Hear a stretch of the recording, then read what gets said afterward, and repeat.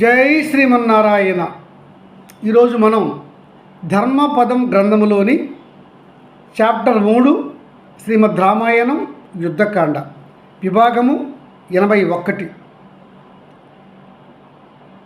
విభీషణుని శరణాగతి శ్రీరాముల వారు ప్రసాదించుట, విభీషణుని వంశ వృత్తాంతము.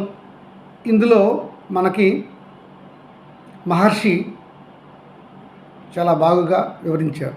చూద్దాం.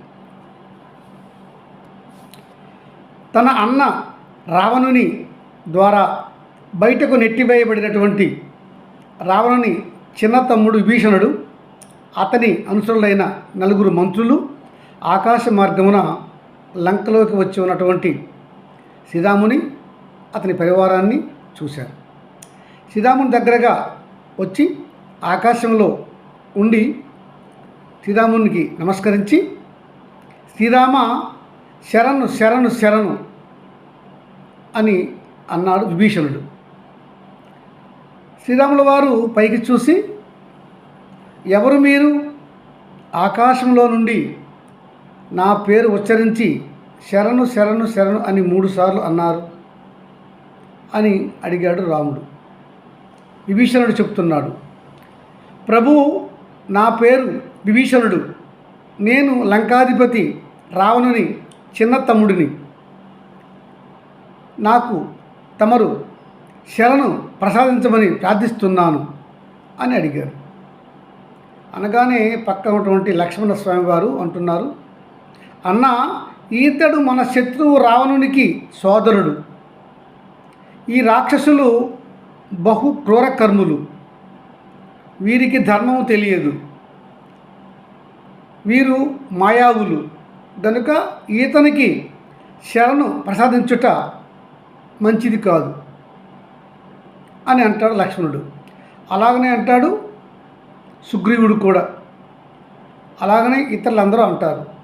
రాముల వారు మారుతి వైపు చిన్నగా చూశారు. మారుతి అంటున్నాడు, ప్రభు శ్రీరామచంద్ర, లంకలో నాకు కనిపించినటువంటి రాక్షస జాతిలో ఒక్క ఈ విభీషణుడే ధర్మమూర్తి, ధర్మము తెలిసినవాడు. నన్ను సంహరింపమని రావణుడు ఆజ్ఞాపించగా ఈతడు లేచి, దూతను సంహరించుట ధర్మము కాదు మహారాజా, ఇతను అధికంగా మాట్లాడాడు తమరిని గనుక చిన్నపాటి శిక్ష వేయవచ్చును.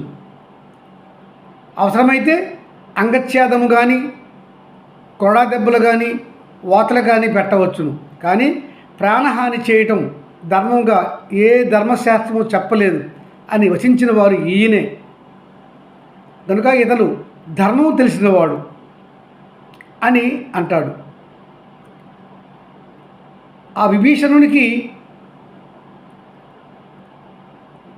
శరణాగతి ఇవ్వాలా వద్దా అనేది రాముల వారికే విడిచిపెట్టాడు. విషయాన్ని మనం చెప్పాడు. అప్పుడు శ్రీరాముడు, సరే హనుమ, అట్లనే కానిము, కానీ ఈతడు ఎవరు, ఇతర వంశం ఏమిటి, వివరాలు ఏమిటి అనేవి తెలుసుకోవాలని నాకు ఉన్నది అని అంటాడు రాముల వారు.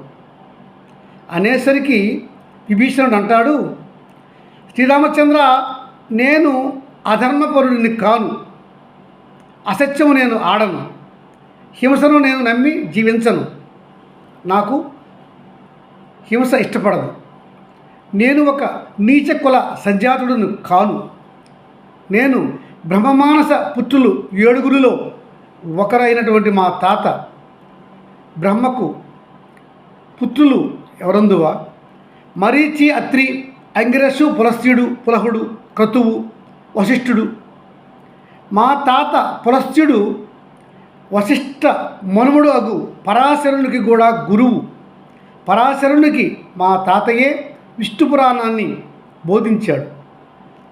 మా తాత 9 మంది కర్దముని కుమార్తెలలో ఒకరైన హవిర్భుని వివాహమాడిన. ఆమె యందు మా తాతకు అగస్త్యుడు అను గొప్పవాడు జన్మించెను. మా తండ్రి విశ్రవసువు అగస్త్య మహర్షి ఒక తండ్రి బిడ్డలు, తల్లులు వేరు. మా తాత పులస్తునికి రెండవ భార్య రాజర్షి పుత్రిక అయినటువంటి తృణబిందువునకు మా తండ్రి విశ్రవసువు జన్మించాడు. మా తండ్రికి రాక్షసరాజైన సుమాలి కూతురు కైకసి రెండవ భార్య అయి ఉన్నది. ఆమెకు మా అన్న రావణుడు, కుంభకర్ణుడు అన్న, నేను చిన్న వాడిని. మాకు ఒక సోదరి కలదు, ఆమెయే శూర్పణఖ. మా తండ్రి మొదటి భార్య ఇలబిల, ఆమెకు కుబేరుడు అను ఉత్తముడు జన్మించెను. మా తండ్రి మూడవ భార్య మా తల్లి చెల్లెయగు పుష్పోత్కట, ఆమెకు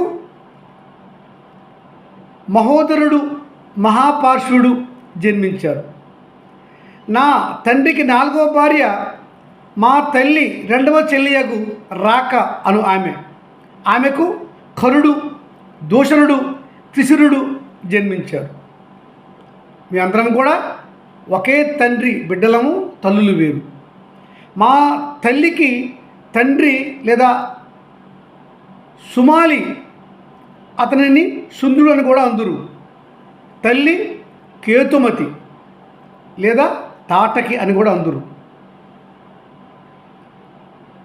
సుకేతు యక్షరాజు కూతురు తాటకి అనే ఆమె సుకేతు అను యక్షరాజు కుమార్తె. మారీచ సుబాహులు ఈమెకు పుత్రులు, అనగా మాకు సొంత మేనమామలు వారు. తాటకి మా అమ్మకు తల్లి గనుక మాకు అమ్మమ్మ అగును. రామ, నా తండ్రి తరపు వారంతా బహు ఉత్తమ బ్రాహ్మణులు. నా తల్లి తరపు వారు రాక్షస సంతతి వారు. ఇదియే నాకు తెలిసిన మా వంశ వృక్షము అని చెప్పుకొచ్చాడు విభీషణుడు. శ్రీరాముడు లోపల సంతోషించాడు, విషయం తెలుసుకున్నాడు కనుక. విభీషణ, నీవు నన్ను ఎప్పుడైతే శ్రీరామ శరణు శరణు శరణు 3 సార్లు అన్నావు కదా, అప్పుడే నీకు నా యొక్క ప్రతిజ్ఞ ప్రకారము నీకు శరణాగతి ప్రసాదించాను.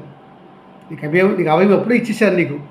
నీకు చెప్పలేదు, ఎందుకంటే నీ గురించి నీ వంశ వృత్తాంతం తెలుసుకోవాలని నాకు ఉన్నది కనుక, అందుకని అప్పుడు నీకు శరణు ప్రసాదిస్తున్నాను అని చెప్పలేదు.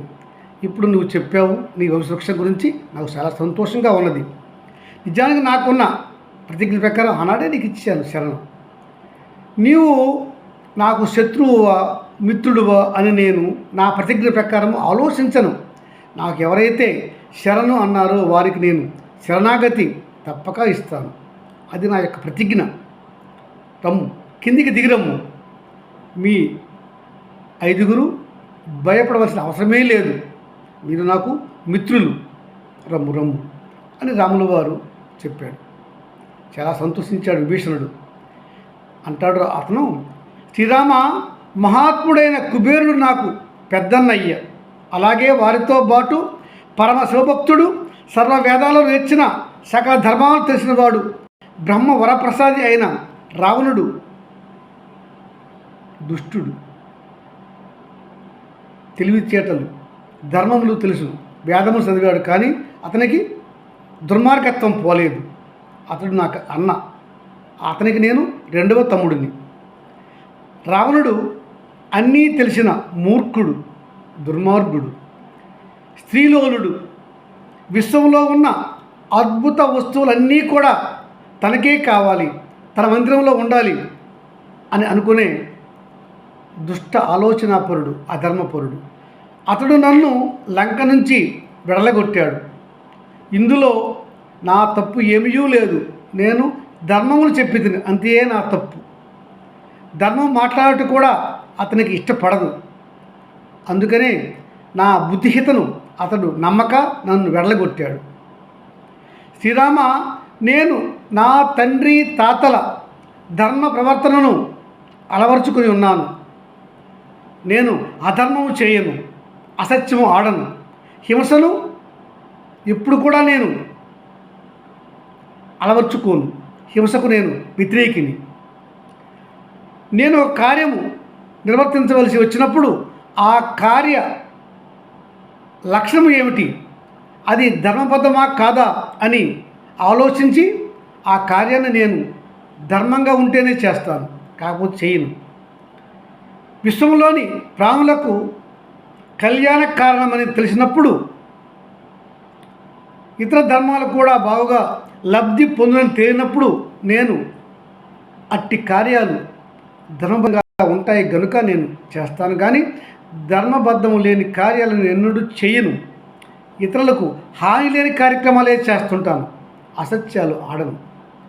ఎట్టి కార్యాలైనా నేను ధర్మంగా ఉంటేనే చేస్తాను ప్రభు.